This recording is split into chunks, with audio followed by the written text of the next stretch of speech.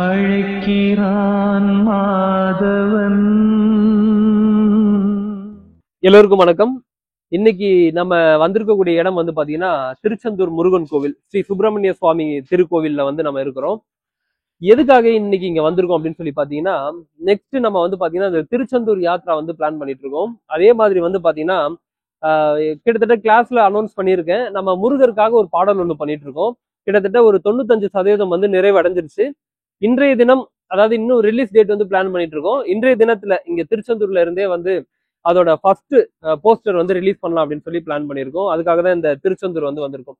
காலையில 3 மணிக்கு எழுந்து 4 to 5 பிரம்ம முகூர்த்தம் கிளாஸ் முடிச்சுட்டு அதுக்கப்புறம் அப்படியே உள்ள தரிசனத்துக்கு உள்ள வந்தோம். கிட்டத்தட்ட இப்ப டைம் வந்து பாத்தீங்கன்னா 9:45 மார்னிங். இப்பதான் வந்து தரிசனம் முடிஞ்சது. ரொம்ப சிறப்பான தரிசனம் ராஜ அலங்காரத்துல. ஸோ இங்க இருக்கக்கூடிய முருகர் வந்து பாத்தீங்கன்னா குருஸ்தலமாக சொல்லுவாங்க. ஸோ அதனால வியாழக்கிழமை ரொம்ப சிறப்பு வாய்ந்த நாள். அதனால கூட்டம் பயங்கரமா இன்னைக்கு இருந்தது. அதே மாதிரி வந்து பாத்தீங்கன்னா இன்னைக்கு ரொம்ப மழை பெஞ்சு இருக்குது. அதனால பாக்குறதுக்கே ரொம்ப கடலும் ரொம்ப அழகாக இருக்குது. அதே மாதிரி சுத்தி இருக்கக்கூடிய அந்த மேகமூட்டமா இருக்கட்டும், அதே மாதிரி அந்த கிளைமேட்டா இருக்கட்டும், எல்லாமே ரொம்ப சூப்பரா இருக்குது.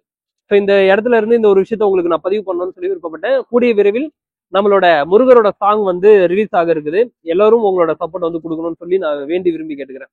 மீண்டும் இதே மாதிரி இன்னொரு வீடியோ பதிவுல சந்திக்கிறேன். நன்றிகள், வணக்கம். ஹாய் அண்ணா, எப்படி இருக்கீங்க? எனக்கு வந்து மிராக்கிள் அதான் நடந்துச்சு, அதெல்லாம் நான் சொல்லணும். அண்ட் எஸ்பெஷலி நான் ரசமணி பத்தி சொல்லி ஆகணும் அண்ணா. அது வந்து நான் மே மந்த் என்னோட பர்த்டே டைம்ல நான் வாங்கி போட்டேன் இல்லையா, நீங்க பிளஸ் பண்ணி எனக்கு தர பர்த்டே டைம்ல கரெக்டா கொடுத்தீங்க.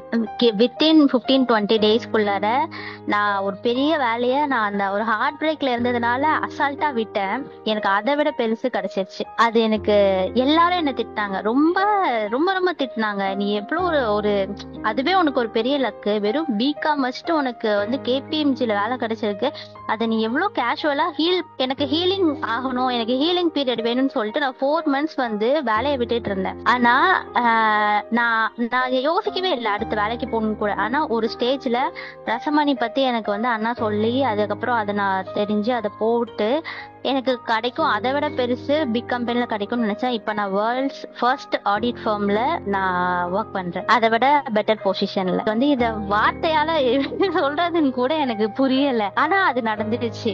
எல்லாரும் திட்டினதை விட இப்போ எல்லாரும் வந்து என்ன பரவாயில்லடி சாதிச்சிட்ட அப்படின்னு. இல்ல, நான் சாதிக்கல, என்ன சாதிக்க வச்சிருக்காங்க அப்படின்ற மாதிரி தான் இருக்குன்னா. தேங்க்ஸ் அண்ணா, தேங்க்ஸ்.